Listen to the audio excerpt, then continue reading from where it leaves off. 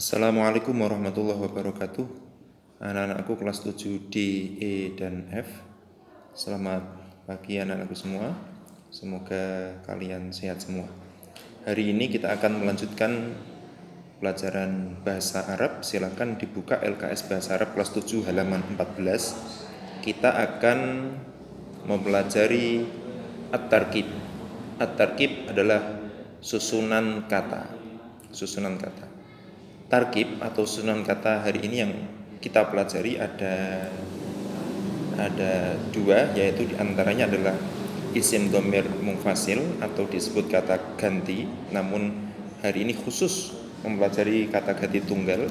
Terus yang kedua adalah mubtada dan khobar. Baik, yang pertama isim dhamir. Isim dhamir itu adalah kata ganti. Kata ganti sebenarnya ada banyak, kurang lebih ada 12 sampai 14. Namun dalam LKS ini, dalam halaman ini difokuskan hanya 6 yang dipelajari karena kata ganti tunggal. Ismud dhamir lil mufrodat. Isim dhamir kata ganti tunggal. Di antaranya adalah ana, saya, huwa, dia untuk laki-laki. Terus anta, kamu untuk laki-laki, hiya, dia untuk perempuan, anti, kamu untuk perempuan. Isim dhamir atau kata ganti di atas dapat dipahami secara utuh bila digabung dengan kata yang lain. Misalnya dengan isim alam.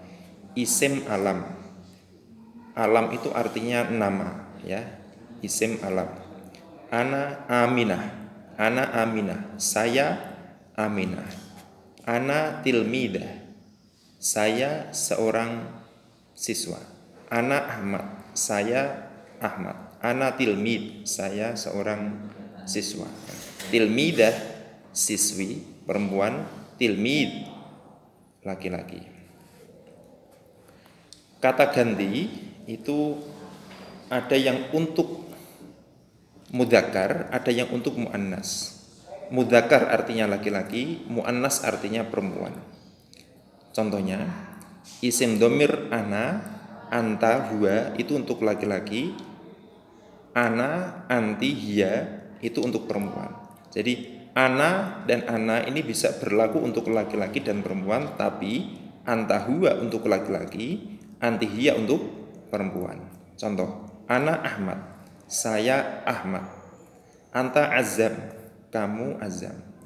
Azam laki-laki maka memakai anta. Huwa tilmid, dia adalah siswa. Tilmid itu adalah laki-laki maka memakai huwa. Ana Aminah, jadi ana bisa dipakai untuk laki-laki, bisa dipakai perempuan. Anti Fatimah, kamu Fatimah. Fatimah itu kan perempuan maka memakai anti. Tidak boleh anta Fatimah, anta. Jadi kalau anta untuk laki-laki, kalau anti untuk perempuan. Hiya tilmidah, dia seorang siswi, ya, dia seorang siswi. Tidak boleh huwa tilmidah, huwa tilmid, ya. Kalau huwa tilmid, ya. Tidak boleh huwa tilmidah, tidak boleh. Hiya tilmid, tidak boleh. Bolehnya adalah huwa tilmid, hiya tilmidah. Gitu. Termasuk huwa Fatimah tidak boleh. Huwa Fatimah tidak boleh. Ya. Hiya tilmid tidak boleh. Hiya azam tidak boleh. Ya. Jadi ana anta huwa untuk laki-laki, ana anti hiya untuk perempuan. Sekarang menginjak ke mubtada dan khobar. Ini contohnya, ana Ahmad, ana mudarris, ana askunu fi baiti ammi, ana aqra'ul Qur'an. Ana min Semarang, ana min Kudus. Saya ulang, ana Ahmad, saya Ahmad. Ana mudarris, saya seorang guru. Ana askunu, saya bertempat tinggal fi baiti ammi, di rumah pamanku. Ana aqra'ul Qur'an, saya membaca Al-Qur'an. 5. Ana min Semarang, ana saya min dari Semarang. Ana min Kudus, ana saya min dari Kudus. Penjelasannya, 1. yang disebut mubtada. Mubtada adalah isim yang terletak di awal kalimat dan berfungsi sebagai subjek. Adik-adik kalau belajar bahasa Indonesia itu ada istilahnya subjek, predikat, objek, keterangan dan lain-lain. Nah, ini dalam bahasa Arab pun juga ada demikian. Mubtada, ya mubtada itu posisinya adalah sebagai subjek. Misalkan ana. Ana itu artinya saya. Saya kasih contoh. Ana Ahmad. Saya adalah Ahmad. Saya itu kalau dalam bahasa Indonesia kan sebagai subjek, ya. Ana Ahmad. Berarti mana yang mubtada? Yang mubtada adalah ana. Ana ini sebagai mubtada, Ahmad sebagai khobar. Ana min Kudus. Ana min Kudus. Ana sebagai mubtada, min Kudus sebagai khobar. Terus yang kedua, khobar adalah isim yang terletak sesudah mubtada serta menyempurnakan pengertian kalimat atau berfungsi sebagai predikat. Ya. Aqra'u, askunu, mudarris, Ahmad. Ini tadi Ahmad, mudarris, askunu, aqra'u. Ya. Termasuk min Semarang, min Kudus. Jadi khobar itu adalah menyempurnakan pengertian kalimat atau berfungsi sebagai predikat. Sekali lagi dalam bahasa Indonesia kita ada yang namanya subjek, ada predikat. Kalau dalam bahasa Arab namanya subjek itu mubtada, predikat itu khobar. Poin 3, mubtada dan khobar i'rabnya dibaca rafa. Ya. I'rab ada 4, rafa, nasab, jar, jazm. Nah, adapun mubtada dan khobar itu i'rabnya dibaca rafa. Khobar terdiri dari 3 macam. Ada namanya khobar mufrad, ada namanya khobar jumlah, ada namanya khobar shibhul jumlah. Khobar mufrad itu artinya satu, ya. Ana mudarris. Ana, saya, mudarris, seorang guru, ya. Ini namanya mufrad, berdiri sendiri, ya. Sekarang khobar jumlah, yaitu khobar yang berbentuk jumlah, berbentuk kalimat. Jumlah itu artinya kalimah, ya, kalimah. Ana, saya, aqra'ul Quran, membaca Quran. Ya, kalau dalam makna pesantren, ana utawi ingsun iku aqra'ul Quran, sedang membaca Al-Quran. Nah, aqra'ul Quran ini disebut khobar. Khobar apa? Khobar jumlah. Ana mudarris, ana utawi ingsun iku mudarris, seorang guru. Mudarris itu khobar. Khobar apa? Khobar mufrad. Gitu. Ya. Terus yang ketiga, khobar shibhul jumlah, yaitu khobar yang berupa jar majrur atau dzaruf madruf.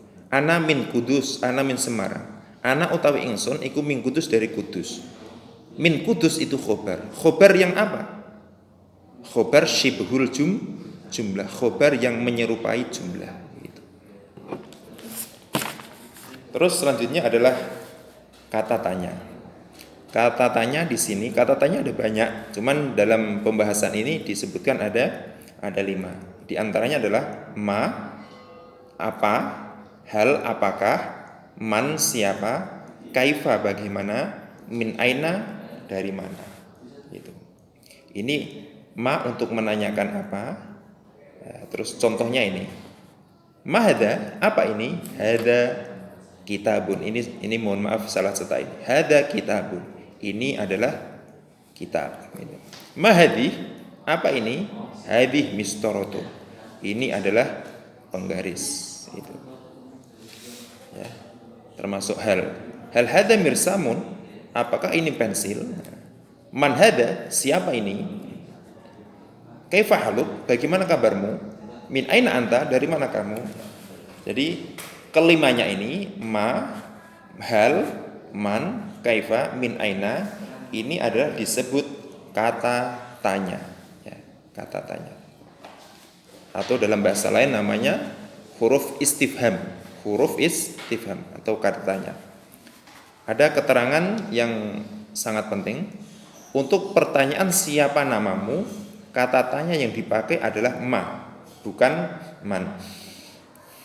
Hal ini disebabkan yang ditanya adalah bukan orangnya, melainkan namanya. Dan nama termasuk benda yang tidak berakal, sehingga bentuk kalimatnya adalah ma ismuka, bukan man ismuka. Jadi kalau kita tanya sama seseorang, bukan man ismuka, bukan man ismuka, tetapi ma ismuka, ma ismuka, ya, ma apa, ma apa.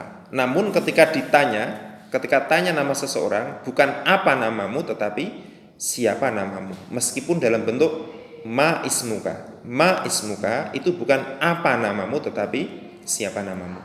Kalau kita tanya ke seseorang tentang nama, itu bukan, sekali lagi, bukan memakai man ismuka, tetapi ma ismuka. Ma ismuka, siapa namamu. Jadi demikian anak-anak pelajaran hari ini. Silakan disimak, didengarkan berulang-ulang agar lebih paham. Halaman 14 sampai 15. Cukup, terima kasih. Assalamualaikum warahmatullahi wabarakatuh.